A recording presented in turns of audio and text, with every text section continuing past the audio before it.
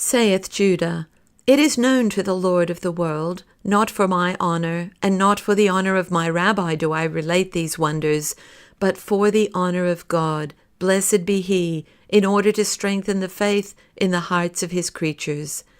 And we arose out of this place, which was unclean with idols, and we left the city, and went down to the shore of Gennesaret, and it was a long way, for the city stood upon a hill.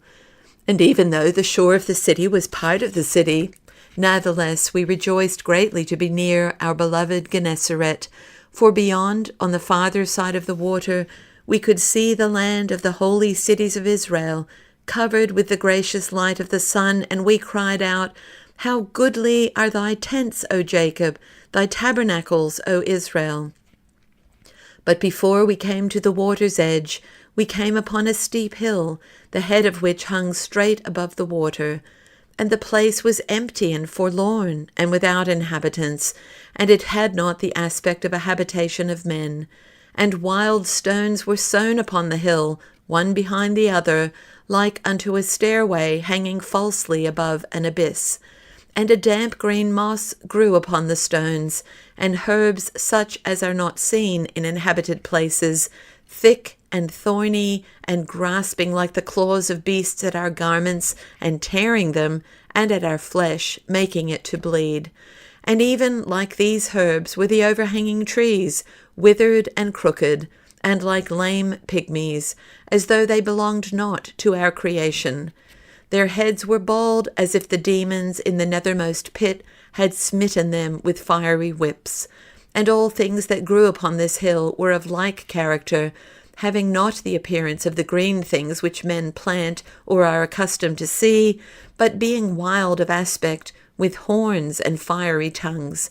And it was as if there had been war among the growths on that hill, plant clawing at plant and smiting it, and sucking each other as beasts do, and piercing each other, so that the softness ran out of the wounds.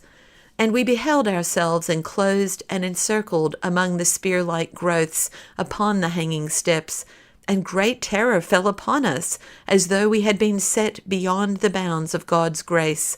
For the place was such as seemed in no wise to pertain to the creation of the Lord. And though it be forbidden to think such a thought, that there can be a place beyond the bounds of grace, for it is written, The earth is filled with his glory, yet it was as if it lay within the bounds of the evil one, and drew its being from the founts of uncleanliness and abomination. And as we stood there, it seemed to us that the forbidden thought was confirmed. For there arose soon a mighty cloud of dust, which veiled the light of the sun. And in the darkness there was a tumult, and the tumult was not of the storm, but as of the oncoming of evil hosts. And in the tumult there was a yelling, but not as of beasts, but as of tormented spirits. And the dust and yelling came from hordes of wild swine, which like demons descended upon the place from unknown heights among the stones. And many of them fell among the holes and pits, which were concealed beneath the grasses, and others fell upon sharp rocks, and they were pierced. Likewise the wild growths pierced them. And the rest fell down from the heights into the sea. And then, after them, there came running the swineherds, and they cried in fear, for they were pursued by a wild man, a giant for size, with limbs the like of which no man hath seen, and all naked and covered with growth like a beast of the field. And he had not a face in human likeness, but in that of a beast, and his eyes shed fire, and his nose was like a mighty twisted trumpet, and from his mouth, which was as the gateway of hell, looked forth his teeth like unto spears. And he pursued the swineherds as though the storm wind carried him. But when he beheld us, then he ceased from pursuing the swineherds, and turned his path toward us. But ere he reached us, he perceived the white robe of the rabbi, who stood among the wild growths with arms outstretched, as though to receive him. And the wild man paused in his flight, and looked upon our rabbi.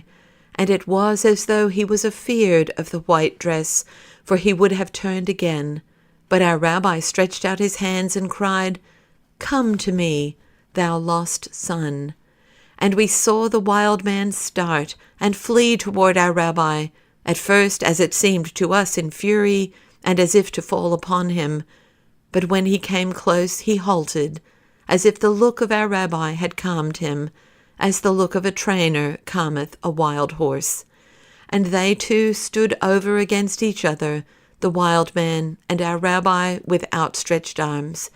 And behold, it was like the wrestling of Jacob with the angel. Even so our rabbi wrestled with the evil one, but not with his hands, only through his eyes. And our rabbi spoke to him with much compassion. Calm thyself, my son. I know thy father's house, and I know whence thou comest. Return, for thy father awaiteth thee. And when the wild one heard this, he lifted up a mad voice and cried, And how shall I return to my father's house, seeing that my father's house is clean, and I am unclean? Demons have made their nest in my flesh, and they smite me continually with 1,000 sicknesses. Legions dwell within me, and my name is Legion.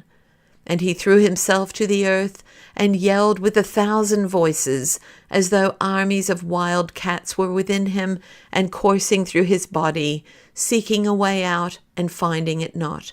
And he shook and trembled in all his limbs.